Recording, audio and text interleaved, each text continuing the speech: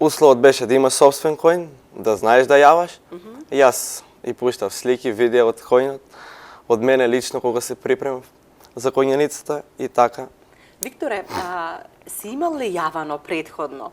Се подготвуваше ли минатата година за овој подвиг? Еве, кога стапи во контакт и колку време имаше да се подготвиш? Коњот во каква кондиција беше? Сигурно не е едноставно да се тргне туку така во една планинска, нели, пред се рута.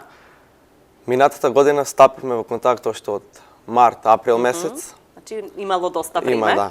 Добро. И ме рекоа дека патеката не е баш лесна.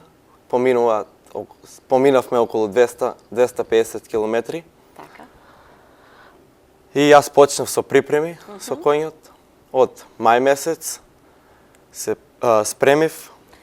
Каде го јаваше? Дали во полето или одеше и на некои планински предели за да може да ја почувствуваш како би била?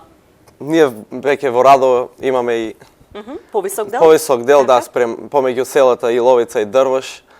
Повеќе натаму јавав, заедно не сам, туку имав и поддршка од моите другори, еве сега кои исто така ќе учествуваат оваа година. Минатата година те поддржа, заедно вежбавте, но не те следеа, така? Да, ме поддржа, ја имав целата поддршка од нив, но никој не изрази желба така да учествува, но од минатата година што гледаа слики, кога дојдов, кога ја објаснував, одма изразија желба и рекоа за до година ако организираме, ќе дојдеме значи ќе бидеме поголем број.